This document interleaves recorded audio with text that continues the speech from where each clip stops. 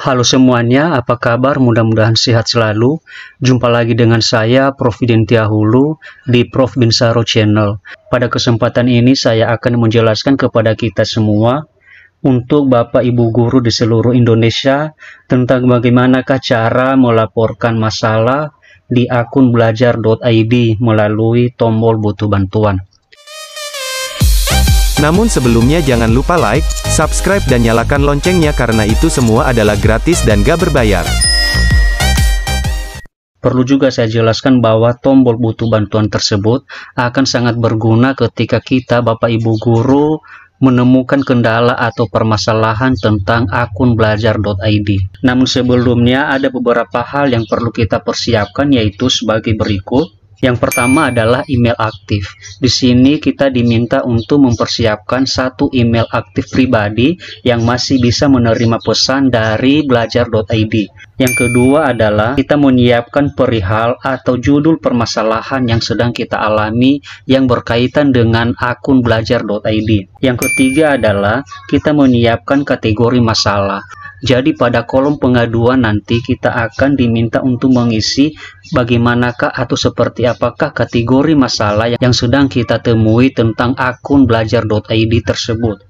Kemudian kita juga menyiapkan tipe pengguna. Artinya kita diminta untuk menentukan kita berperan sebagai apa.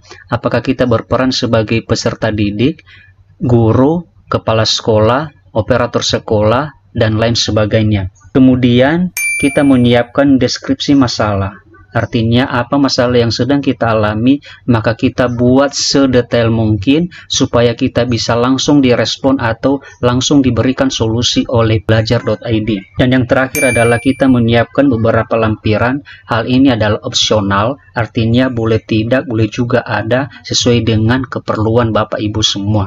Kemudian setelah itu semua sudah lengkap atau sudah kita siapkan, maka langkah selanjutnya adalah kita akan mengunjungi laman yaitu belajar.id. Silakan nanti Bapak Ibu Guru semua mengetikkan di Google belajar.id. Kemudian nanti kalau misalnya sudah dikunjungi halaman tersebut, maka akan tampil seperti berikut ini. Jika nanti tampilannya sudah seperti ini, maka silakan melihat paling bawah pojok kanan. Di situ nanti ada sebuah tombol yaitu butuh bantuan. Silakan Bapak Ibu semua klik tombol tersebut sehingga nanti akan muncul sebuah kolom tinggalkan pesan Anda. Jadi di kolom ini nanti kita akan melengkapi semua data sesuai dengan yang sudah kita persiapkan sebelumnya. Yang pertama adalah di sini ada tertulis formulir pengaduan akun pembelajaran. Pertama sekali kita akan mengisi alamat email. Tentunya di sini adalah emailnya yang masih aktif karena nanti pihak belajar.id akan mengirimkan solusi nanti dari kendala atau permasalahan yang akan kita ajukan. Kemudian kolom berikutnya adalah perihal. Maksudnya di sini adalah kita mengetikkan di sini permasalahan apakah yang sedang kita alami. Kemudian selanjutnya adalah kita mengisi kategori masalah. Di kategori masalah ini ada nanti beberapa pilihan yang telah disiapkan oleh belajar.id. Jadi nanti kita tinggal memilih kategori masalah apakah yang sedang kita alami.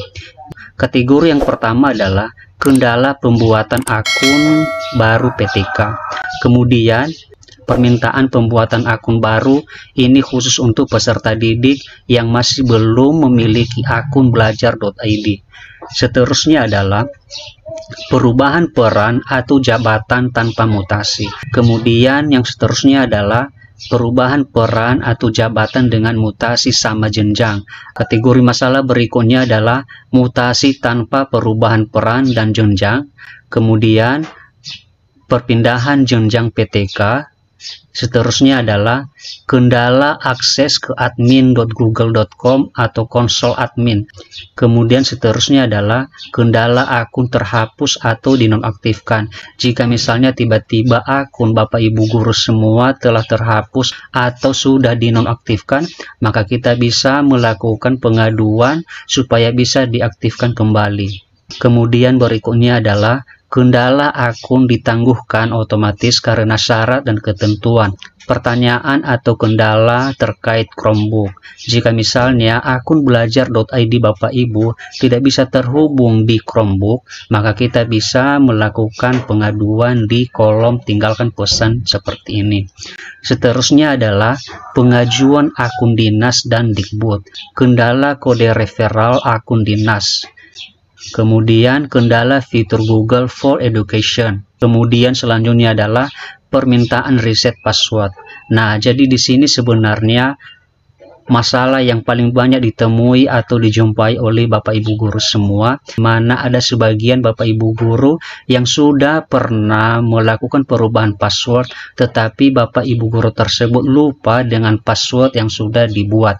Jadi di sini kita bisa meminta supaya bisa dilakukan reset password oleh belajar.id. Kemudian di sini ada lainnya, artinya jika misalnya masalah yang kita temui tidak terdapat dari beberapa kategori masalah yang sudah kita sebutkan di atas, maka kita bisa klik lainnya. Jika misalnya kita sudah mengisi kategori masalah, maka langkah selanjutnya adalah kita harus menentukan tipe pengguna.